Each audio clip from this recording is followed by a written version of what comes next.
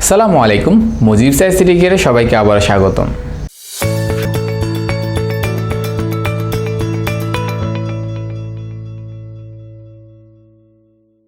আমাদের আজকের lecture video octal থেকে দশমিক সংখ্যার রূপান্তর।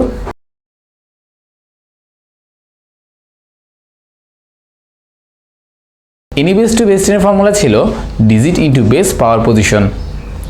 এই ফর্মুলাটা নিয়ে আমি বিস্তারিত আলোচনা করেছিলাম আমার লাস্ট লেকচার ভিডিওতে। তো তোমরা যদি আমার সেই ভিডিওটি না দেখে থাকো তাহলে আই বাটনে দিয়ে রাখবো। এখন আমরা যখনই রূপান্তর কথা শুনি তখন কি করতাম? বেস 10 কে খুঁজতাম। দেখি আমরা এখানে বেস 10 পাচ্ছি নাকি। দেখো বেস 10 পাওয়া যাচ্ছে। বেস 10 পাওয়ার পর আমরা চিন্তা করব আমাদের এখানে হচ্ছে কীরকম, অর্থাৎ বেস 10 টু এনি বেস হচ্ছে নাকি এনি বেস টু বেস 10 হচ্ছে। তো আমরা ম্যাথটাকে একটু ভালো করে খেয়াল করলে দেখা যাচ্ছে অক্টাল থেকে বেস 10 এ যাচ্ছি। অক্টাল থেকে বেস 10, এখন অক্টাল থেকে বেস 10 মানে কি? Any base to base 10। এখন এনি বেস টু বেস 10 এর ফর্মুলা ছিল ডিজিট ইনটু বেস পাওয়ার পজিশন।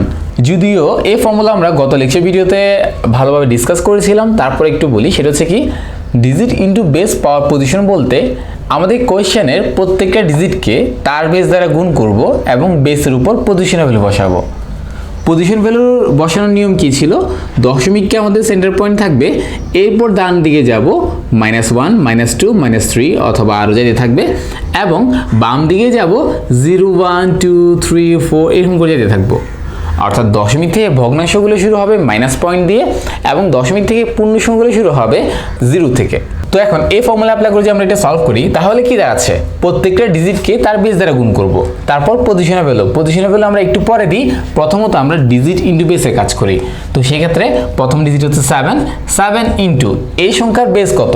8। সেক্ষেত্রে 7 ইনটু 8 প্লাস তারপরটা কি 1, তাহলে 1 ইনটু 8 প্লাস এরপরটা কি 0, তাহলে 0 ইন্টু 8 প্লাস 5 ইন্টু 8, আমি আরগুলো লিখে যাচ্ছি দেখে, প্লাস 4 ইন্টু 8 প্লাস 6 ইন্টু 8।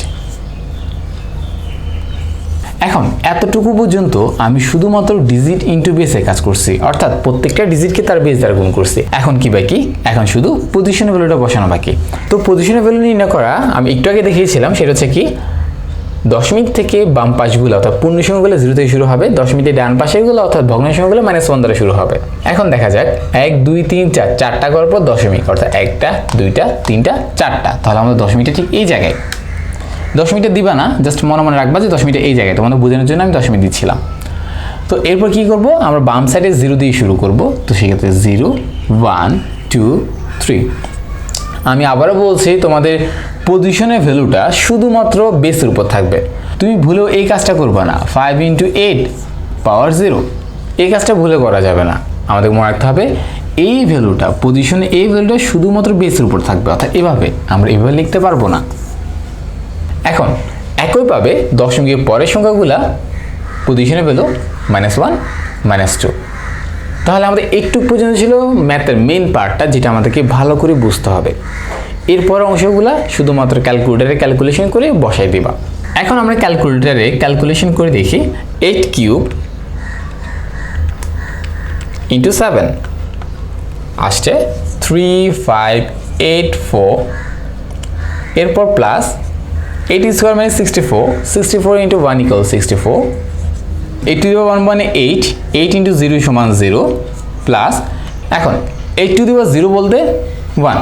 আমরা গত ক্লাসে দেখেছিলাম সংখ্যাটা যত বড় হোক না কেন তার পাওয়ার যদি 0 হয় তাহলে সংখ্যাটা ভ্যালু দাঁড়াচ্ছে 1। এখন 8 টু দি পাওয়ার 0 বলতে 1, তো 1 into 5 equal 5 plus 8 to the পাওয়ার -1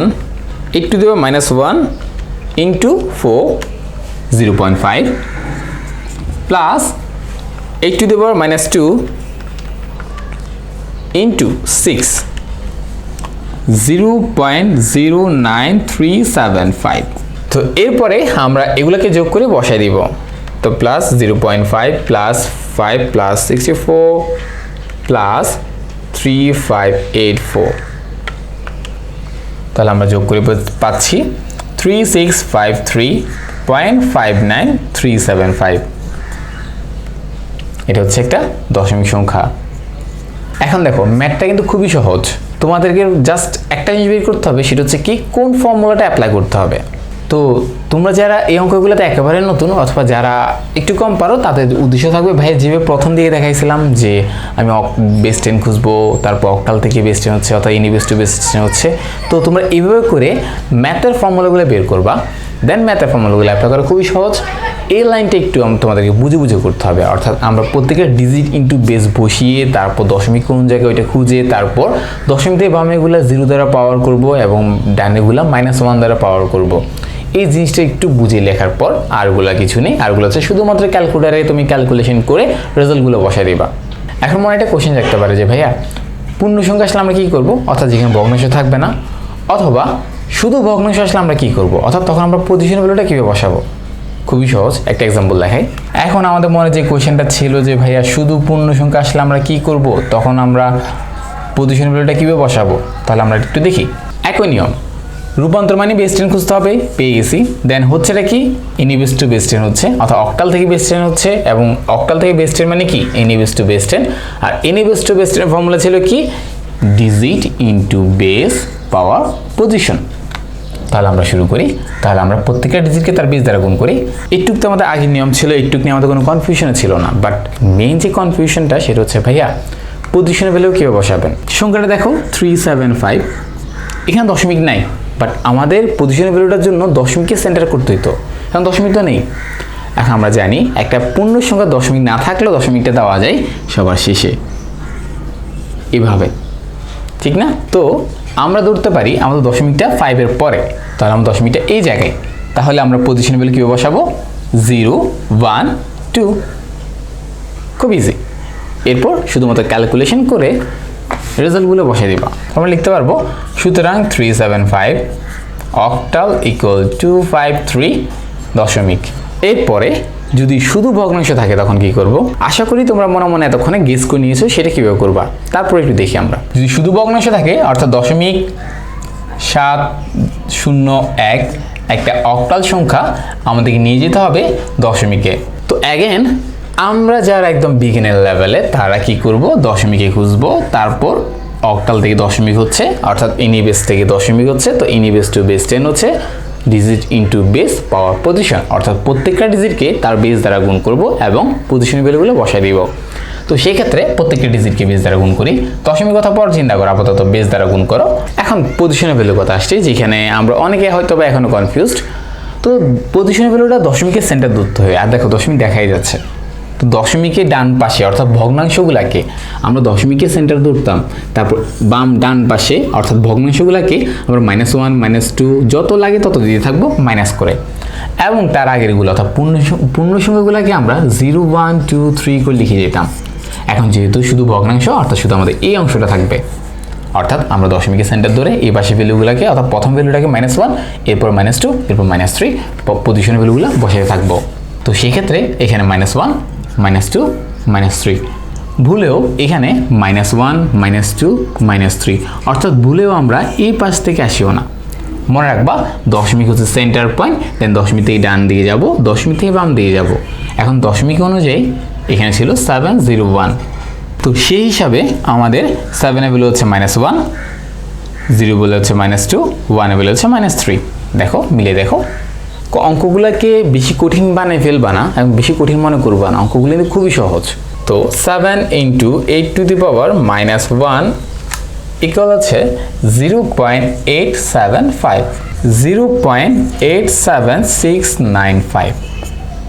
এটা একটা দশমিক সংখ্যা, তাহলে আমরা লিখতে পারি সুতরাং 0.701 একটা অক্টাল সংখ্যা ইকুয়াল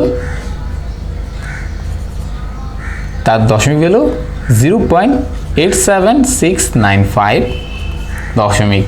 তাহলে এতটুকু পর্যন্ত ছিল আমাদের অক্টাল থেকে দশমিক সংখ্যা পদ্ধতি রূপান্তরের নিয়মগুলা, এবং আমি তোমাদের কয়টা প্র্যাকটিস করাই দিয়েছি যাতে করে তোমাদের মনে কোনো কনফিউশন না থাকে। তারপর যদি কোনো কনফিউশন থাকে তোমরা চাইলে কমেন্ট সেকশানে কমেন্ট করতে পারো, অথবা আমার ফেসবুক গ্রুপে জয়েন হয়ে পোস্টের মাধ্যমে ডিরেক্টলি আমাকে কোয়েশ্চেন করতে পারো, আমি সবার কোয়েশ্চেনের অ্যান্সার দেওয়ার চেষ্টা করব। তো আজকে আমাদের ক্লাস এইটুকুই, সবাই ভালো থাকবেন, সুস্থ থাকবেন, আসসালামু আলাইকুম।